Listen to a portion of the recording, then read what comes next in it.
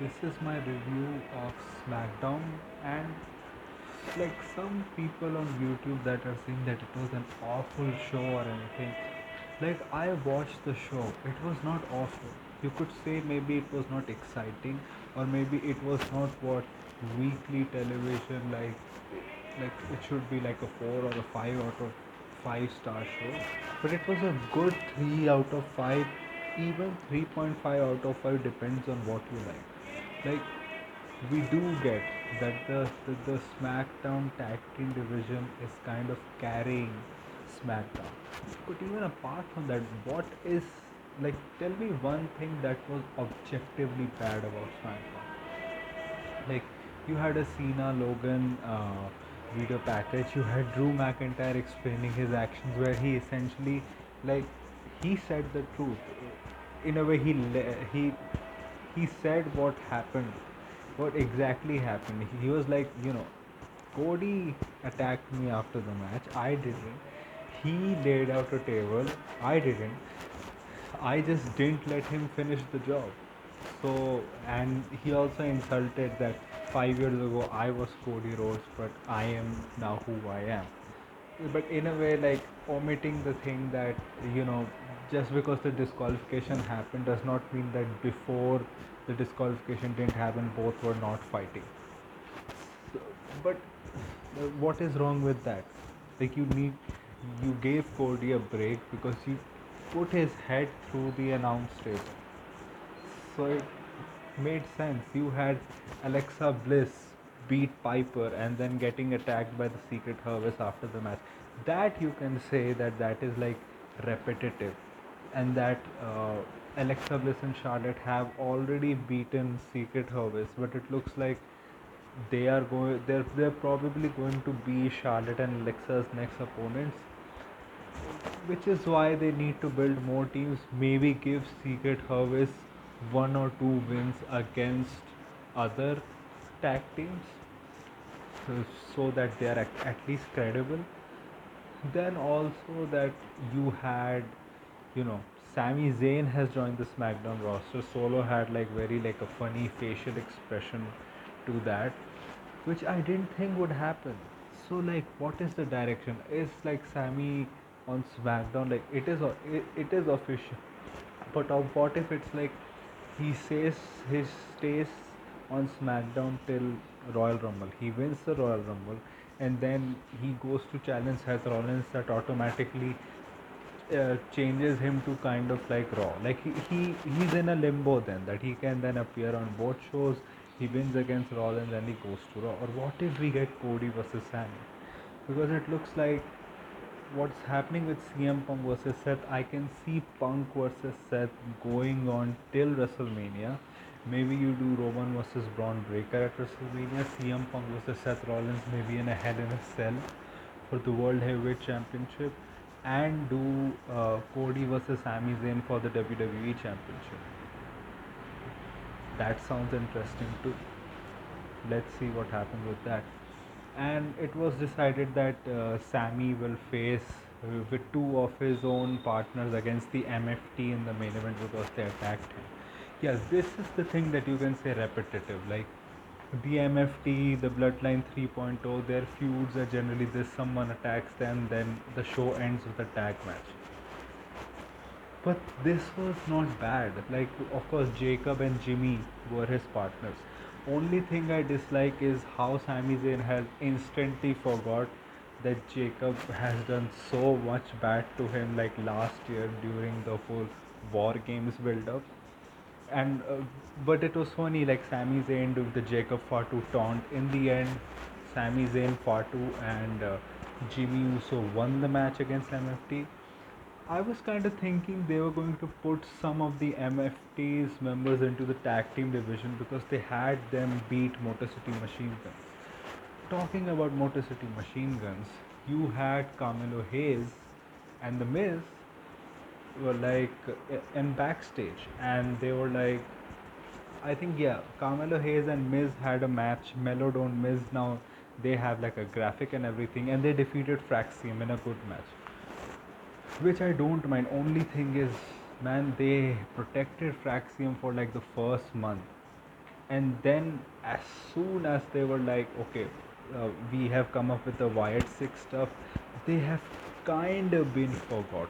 Like they have been one of the tag teams in the tag team ladder match, even though like they got like good spots, but it looks like they were going to be the focus of the tag team division, but since the Wyatt Six have come, they have not been that. And now, because then they lost to Andrade and Ray Phoenix too, and now they have lost to Melodon Miss too. It looks like they are like now one of those teams that the teams beat to get to the Wyatt Six. Like you had Loomis there, watching them.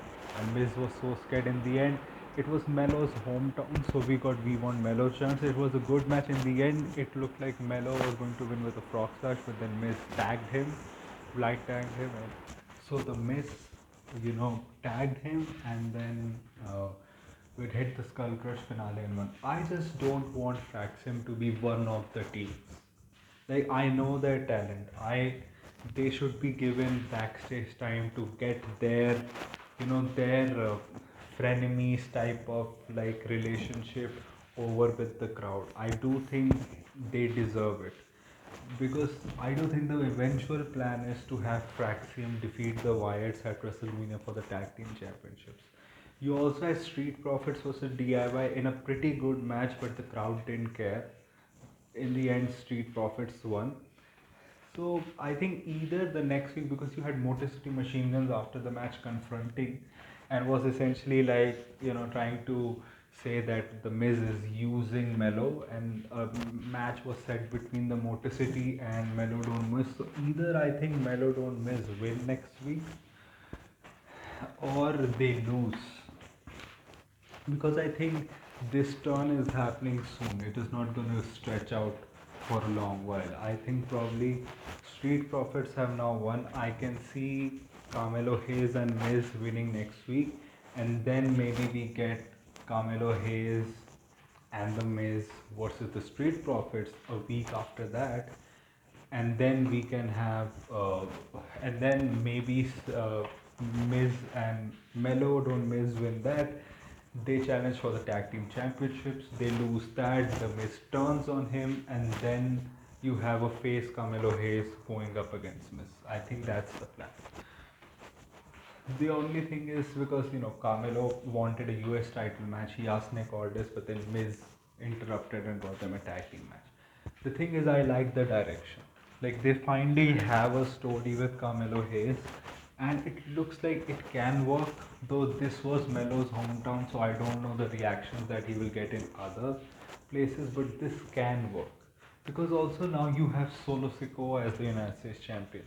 So if Melo goes face, like he can go up against Solo Sikoa because Sammy again pinned Solo, so you'll probably get Sammy versus Solo like the Smackdown before Clash at Paris probably, and you'll probably have Solo win that.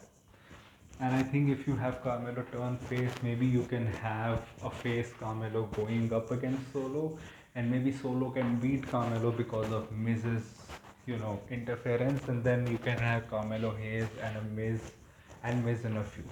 Talking about Miz, you had R-Truth backstage where he was essentially in a very jolly old mood because the old John Cena is back, but then he was confronted by Black, who was essentially like, if if there are friends like you, who needs enemies? Because I beat up Damien Priest so much, but you didn't do anything, and you had R2 change to Ron Killing.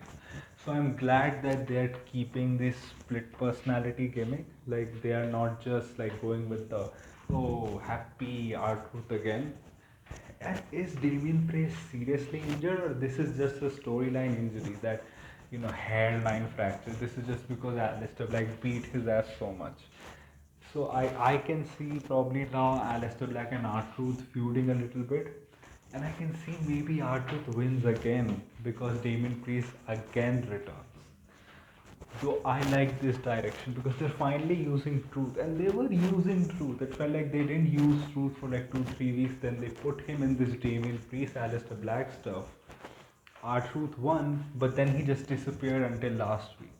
if they could have made him a part of the story throughout these weeks, I think it would have been good, because this week's it shows that this character has value and it can add to stuff, and it doesn't necessarily need to be in the main event, so it doesn't alter the your already like set plans.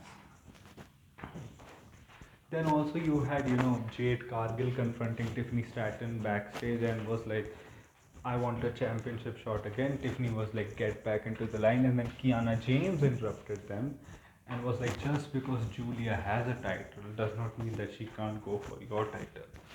And Tiffany was like, I will beat both of you to keep these titles.